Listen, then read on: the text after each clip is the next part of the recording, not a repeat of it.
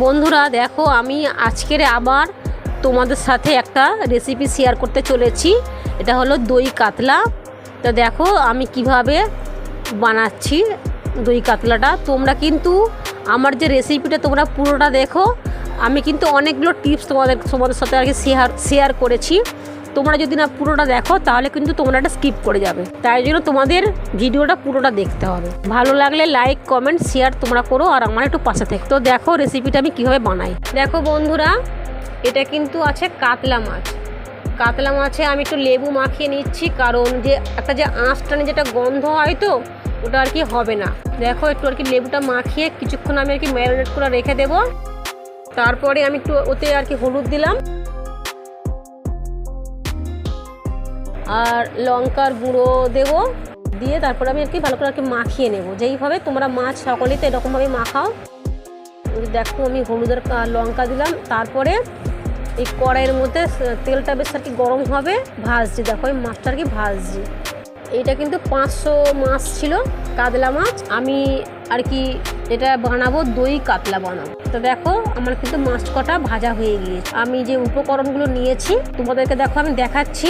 পেঁয়াজ গ্রেট করা, টমেটোটা গ্রেট করা, আদা রসুনটা বেটেছি, আর হলো কাঁচা লঙ্কা বাটা। এবারে দেখো কড়াইয়ের মধ্যে আমি তেল দিলাম, ওতে দিলাম আর কি গোটা গরম মশলা, এলাচ আছে, লবঙ্গ, দারচিনি আর হলো গোলমরিচ।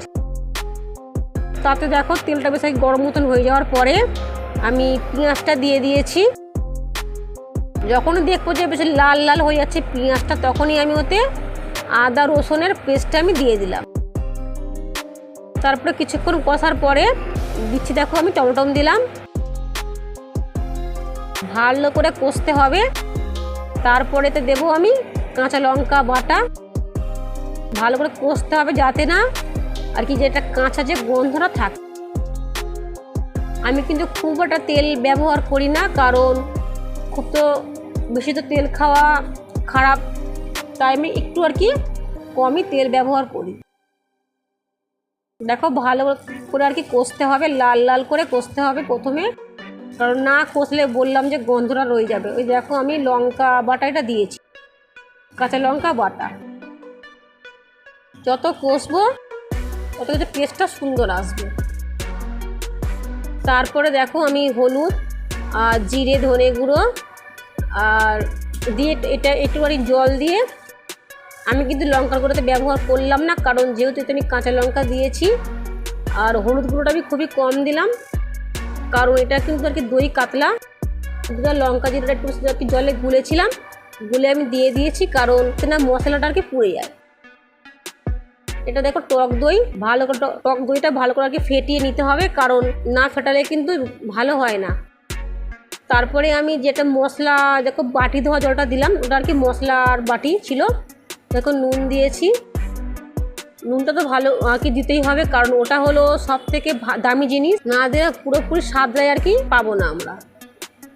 তো দেখো বন্ধুরা আমি কিভাবে দই কাতলার রেসিপিটা বানাচ্ছি। দেখো বন্ধুরা, যখন আমি দেখলাম যে মশলাটা বেশ ভালো করে আর কি বেশ কষা কষা হয়ে গিয়েছে, তাতে আমি সামান্য একটু জল দিয়েছি। তারপরে এর মধ্যে আর কি মাছটাকে দিয়ে দিলাম আমি, একটু আর কি ফুটে উঠবে। ফুটে ওঠার পরে রেসিপিটা যে করছি আমি, যে কালারটা দেখো খুব সুন্দর কিন্তু কালারটা এসছে। দেখো আমি একটু আর কি দই দিয়ে দিলাম। যখনই আমরা কিন্তু টক দইটা দেবো আমরা তখন কি করব, উনুনটা আর কি একটু আর কি সিম আঁচ করে দেবো, না হলে এটা কিন্তু ওই যে দইটা আর কি কেটে কেটে যাবে। এটা কিন্তু একটা খুব ভালো টিপস, কি তোমরা কিন্তু এটাকে আর কি মাথায় রেখে দিও, যে যখনই উনুন কিন্তু জোরে দিয়ে তোমরা কিন্তু দইটা দেবে না, তাহলে দইটা আর কি না কেটে যায়। তাই একদম সিম আছে তোমরা দেবে দইটা। তা তোমরা দেখো যে রেসিপিটা আমি বানালাম, কালারটা কেমন লাগছে তোমরা আমাকে একটু কমেন্ট করে জানিও যে কালারটা কেমন এসছে। এটা কিন্তু খুব সুন্দর লাগে, কিন্তু এই যে গরমের দিনে তো দারুণ লাগে খেতে। দেখো বন্ধুরা, তোমাদের আমি আর একটা ভালো টিপস দিচ্ছি। যখনই তোমরা মশলা দেবে, জিরে ধনে গুঁড়ো, লঙ্কার গুঁড়ো, হলুদ গুঁড়ো, তোমরা একটু ওতে জল দিয়ে তারপরে তোমরা দেবে, তাহলে আর কি পুড়ে যাবে না। দেখো বন্ধুরা, আমার কিন্তু দই কাতলা রেসিপিটা আমার হয়ে গিয়েছে। তোমরা রেসিপিটা খুব ভালো করে তোমরা দেখে নিও, তাহলে তোমরা একটু লাইক কমেন্ট শেয়ার করে দিও, আমার পাশে তোমরা থেকো।